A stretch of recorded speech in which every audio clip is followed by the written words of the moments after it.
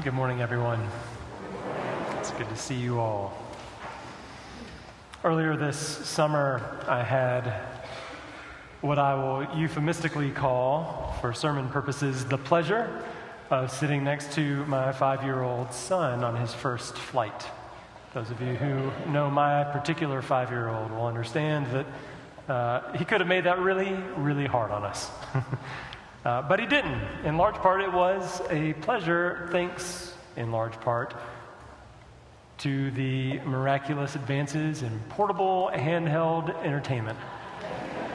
Especially handheld video games made the trip pretty easy. He could barely pick his head up to be distracted from the epic quest in his hands to slay dragons and discover buried treasure and all that good stuff. On the short list of things that actually did cause him to pick his head up from time to time and be a little boy lost in wonder were the clouds passing by the windows of the plane. You probably remember what it might have been like, especially early on in your childhood, to look through the window at those clouds. First, above us in the sight-limiting fullness, we were worried that we weren't even going to get out of Hartsfield-Jackson Airport as the storm was coming in. But then later, as we made our way through those pillowy clouds underneath us, and then in significant portions of the flight, those clouds that just seemed to envelop the plane fully. While flying through the clouds at hundreds of miles an hour, something impossible seems to happen. You've probably noted it before. The structure of the clouds, which seems so sort of inscrutable from the ground, gives way suddenly to this dancing collection of wispy clouds. It presents itself in such a way that it seems like you could pinpoint individual water droplets right out of your window. It's nonsense, of course. No, you can't. And you're flying way too fast to even really be able to notice anything small. But all of a sudden, what seemed unsearchable before offers itself to your gaze. It's a religious experience in its own way. I've heard it said, and I Googled it just to check, and at least the AI bot that now is Google told me that it's true that a cloud, the average cumulus cloud, weighs about 1 million pounds. It's hard to believe sometimes. It is, in and of itself, just a massive collection of these dancing drops of water that themselves weigh almost nothing, but whose weight we know when they are no longer suspended but come to the ground and collect themselves in waters that can be life-giving or life-threatening. It makes for an apt analogy, and one that the letter to the Hebrews takes advantage of in the famous passage that we encounter today. The author tells us that we have been surrounded by such a great cloud, a cloud of witnesses. These are those who have gone before us in faith, who were, as the author says, too good for this world. I like that line. Each an individual droplet, each a person with its own name, some names known to us if we've read scriptures before: Rahab and Deborah and Gideon and Jephthah and Abraham and Ruth and so on and so forth. The list would go on. And many whose names were either never known or have been forgotten. They fly by the window of our collective memory, at once known and unknown, seen and unseen. Seen in their collective whole, but not individually. Known in their collective weight and importance, but individually they weigh so little. And yet, without them, all of them, we would be diminished, and our faith would be diminished too. In fact, many of us would not have come to faith at all. In that great cloud of witnesses is the one who likely bore witness to faith in your life, introduced you to Christ and his love first. Not likely a saint with a capital S and a day on the calendar, but a saint in your life nonetheless.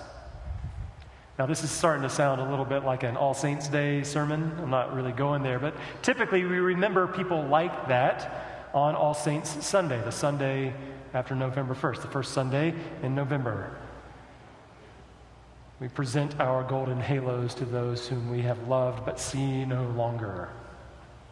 But encountering this passage here in the midst of August, over the last week, I feel like different questions have presented themselves to me.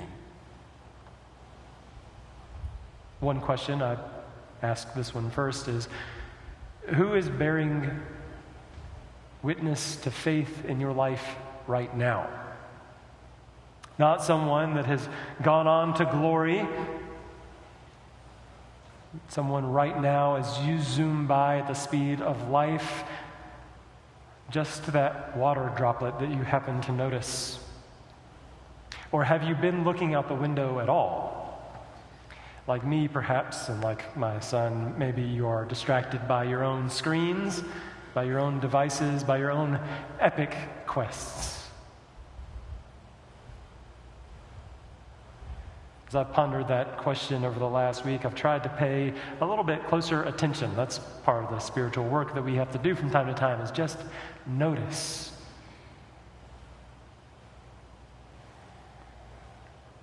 I saw a courageous mother offering witness to a courageous faith as she prayed ceaselessly for her child's healing. The tender faith of a volunteer devoting hours on end so that a relative stranger might not go to bed hungry. The developing faith of a child seeking to understand this weird confluence of human mortality and human morality and how we call God good and loving in the midst of all of that. Ordinary people like you and me just practicing faith, droplets of water, suddenly seen. It's a partial list. You have your own, I know. Can we just pause for a moment to give God thanks that we are still surrounded by so great a cloud of witnesses, living witnesses to the power of faith working in our lives? People running their race with perseverance and inspiring us to do the same. Thanks be to God. About a year ago now, I decided to take up running again for the first time since September 28th, 2010. That was the day I looked at myself in a mirror and said, I'm never doing this again. It was a bad day. I had run some since then, but nothing serious, not with other people. I'd readied myself to run the Peachtree Road Race one year, the Team Maggie 10K that takes place here in Roswell that the church kind of gets a group out for every year in September.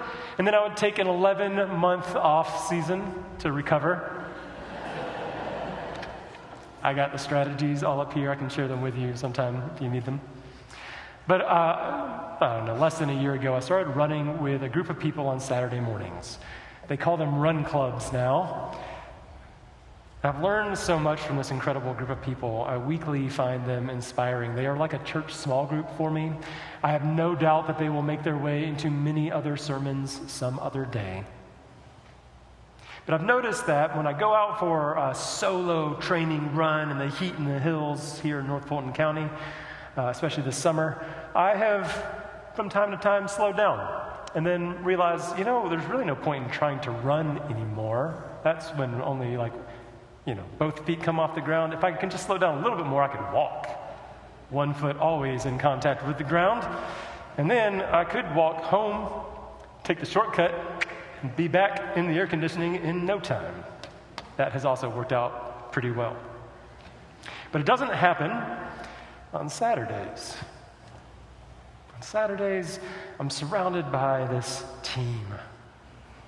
Our feet inevitably fall into some kind of rhythm together, how you see pendulums that will suddenly sync up, or metronomes that'll do the same. Our conversations will keep our minds occupied so that we don't fixate on what ails us in a given moment. And we run with perseverance. Without fail, I find that I'm running at a lower perceived effort than I otherwise would for the same speed or distance or heart rate or any other set of metrics that I might want to track. It just doesn't seem as hard when I'm running with these folks. Doing the long and sometimes painful work of faith, of discipleship, is best done in community for the same reasons. Because in community, we find that support and that inspiration that changes the way that we run our race. It's why the author to the Hebrews, after pointing to those individual droplets in the great cloud of witnesses, puts in just a couple of words to turn the page toward your story. Let us also, with the support and the inspiration of the cloud of witnesses known, we too, let us also run our race with perseverance. Which brings us to the second question. You who are running your races, what are you bearing witness to as you run your race?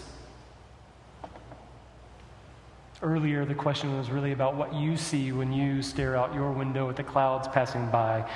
But take note that you too are a suspended droplet in this cloud. And when others look out their window and take a look at you, what do they see? What adjectives might they use to describe the practice of your faith? Are you sure that they notice at all? I bet they do, for better or worse. And I do know this, that there is someone looking out their window into this cloud, pondering the individual droplets that you are. There's someone who is counting on you for your witness, for your role as a part of the team, for support and inspiration, remember? There's someone right now who's likely considering you among those that they give thanks to God for because of the way you are bearing witness to faith in your life. And for many of us, there's an opportunity to try again with a little more intention. When we ask ourselves, what am I bearing witness to? What have I been bearing witness to with my words? Especially the words I post online. What am I bearing witness to with my actions? Not just those done in church. This is where it's easy.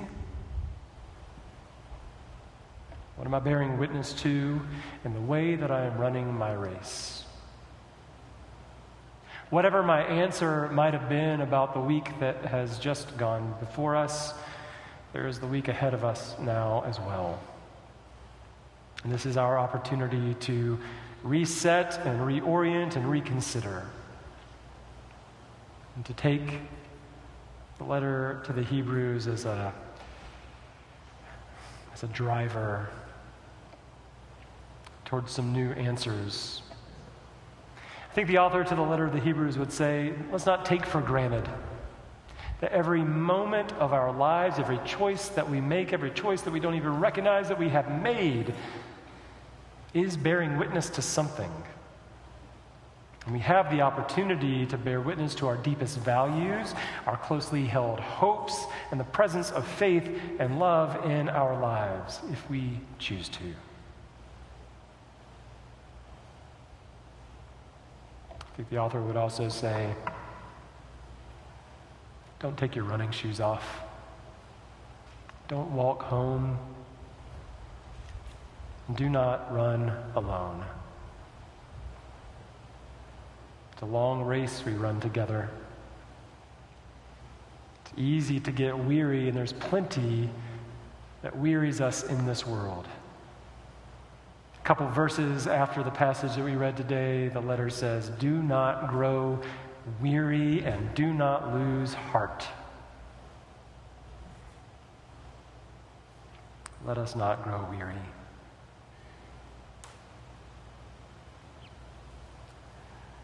Let's not let one another lose heart.